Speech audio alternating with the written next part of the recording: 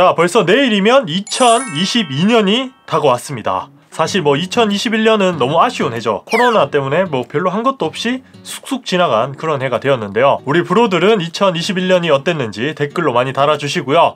2022년은 모두 복 많이 받으시기 바랍니다. 어쨌든 오늘은 한 해가 끝나가는 마당에 2021년을 정리해볼까 합니다.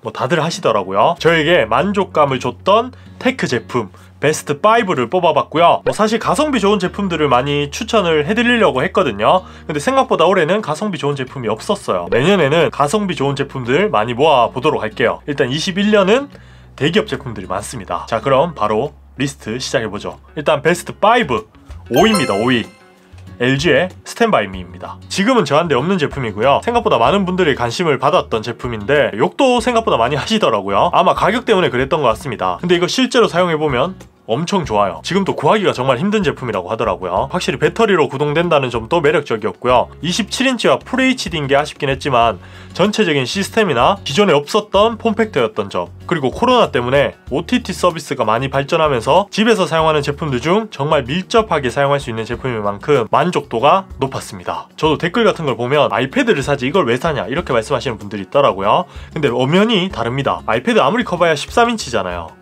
27인치와는 비교도 할 수 없고요. 그리고 가장 중요한 건 스탠드죠. 스탠드가 아주 튼튼하게 잡아주기 때문에 어떤 자세로 봐도 크게 불편함이 없어요.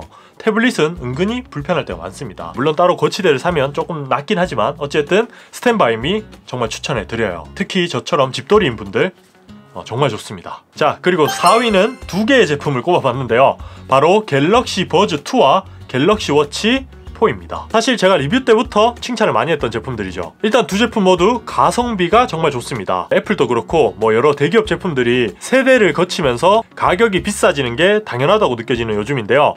버즈2와 워치4는 가격을 대려 낮췄습니다. 기능은 더 업그레이드 되었는데 말이죠.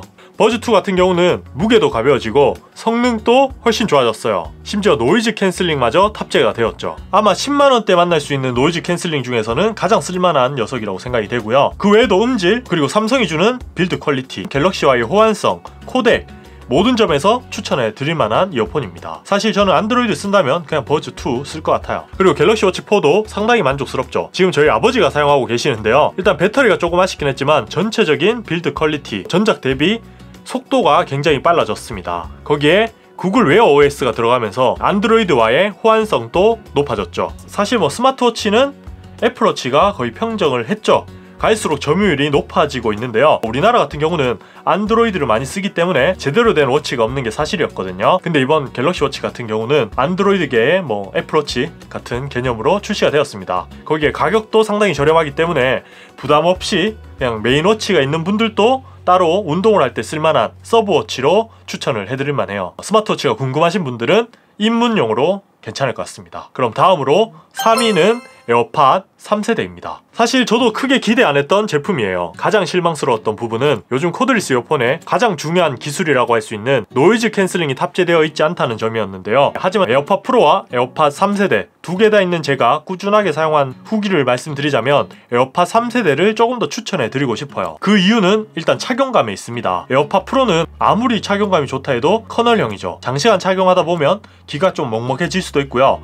그 노이즈 캔슬링이 주는 뭔가 피로감 그런 게 없지 않아 있습니다. 근데 에어팟 3세대는 오픈형으로 출시가 되었죠. 물론 시끄러운 곳에서는 에어팟 프로보다 좀 못한 느낌이 들긴 하지만 1세대, 2세대에서 아쉽다고 느꼈던 음질 면에서도 완벽한 수준으로 개선이 되었고요. 디자인도 에어팟 프로와 비슷한 디자인으로 출시해서 저는 만족스러웠어요. 결론적으로 말씀드리면 역시 애플은 애플이다. 비싼 만큼 성능도 좋고 만족도도 높은 제품입니다. 자, 그럼 계속해서 2위, 요것도 애플인데요. M1 맥스, M1 프로, 맥북 프로입니다. 제가 얼마 전부터 계속해서 리뷰하고 있는 제품이죠. 작년부터 M1을 제가 많이 칭찬을 했거든요. 특히 맥북 에어 같은 경우는 이만한 가성비가 있나 싶을 정도로 디스플레이면 디스플레이, 스피커면 스피커, 성능이면 성능, 모든 면에서 만족스러운 노트북이었습니다. 근데 한 가지 아쉬운 점이 있었죠. 바로 프로들을 위한 노트북은 아니었다는 점이었는데요. 근데 이번 맥북 프로 16인치 같은 경우는 M1 맥스, M1 프로라는 정말 뛰어난 메인 칩셋을 탑재를 했습니다. 특히 영상 편집을 많이 하시거나 디자인 작업 용도로 사용하시는 분들에게는 이만한 랩탑이 잘 없어요. 높은 전성비, 그리고 발열도 없고 소음도 없어요. 물론 단점이라고 하자면 게임을 못한다는 점. 게임을 하실 분들은 요거 RTX 3080 구매하시는 걸 추천해 드리고요. 자, 이제 마지막 1위는 테슬라 모델 Y 퍼포먼스입니다. 사실 뭐 테크 제품이라고 하기에는 조금 안 맞을 수도 있어요. 하지만 제 인생을 조금 변화시킬 만큼 제가 접해본 테슬라는 만족스러운 제품이었는데요. 일단 무엇보다 전기차가 주는 장점들이 많았습니다. 싼 유지비, 세금이나 전기요금, 정기적으로 엔진오일 같은 것들에 돈을 쓸 필요도 없었고요. 유료도로도 공짜죠. 고속도로도 반값이고요. 앞으로 없어질 혜택들도 있긴 하지만 전체적으로 유지비가 정말 저렴하다는 게 좋았습니다. 그리고 두 번째 장점들은 조용하죠. 시끄럽고 진동이 많은 엔진이 없다는 점은 큰 장점 중에 하나였습니다. 거기에 시동도 걸 필요도 없고 히터나 에어컨을 자유롭게 켜거나 끌 수 있다는 점도 좋았고요.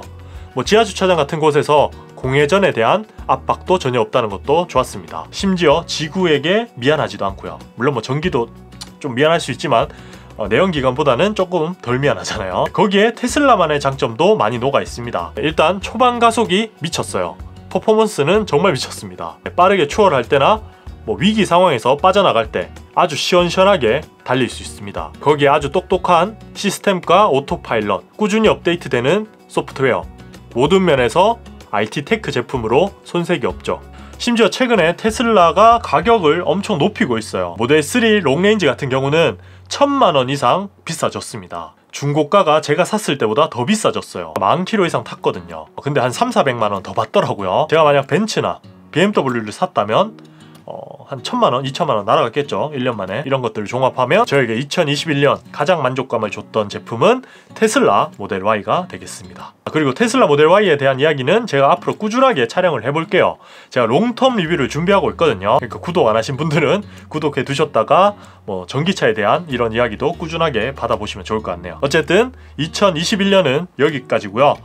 다음 시간부터는 2022년에 대한 이야기를 해볼까 합니다. 그럼 우리 모든 프로 복 정말 많이 받으시고요. 남은 한 해 잘 마무리해서 아주 건강하게 행복하게 2022년을 맞이했으면 좋겠네요. 자, 그럼 다음에 봐요. 똥봐. 아니, 내년에 봐요. 똥봐.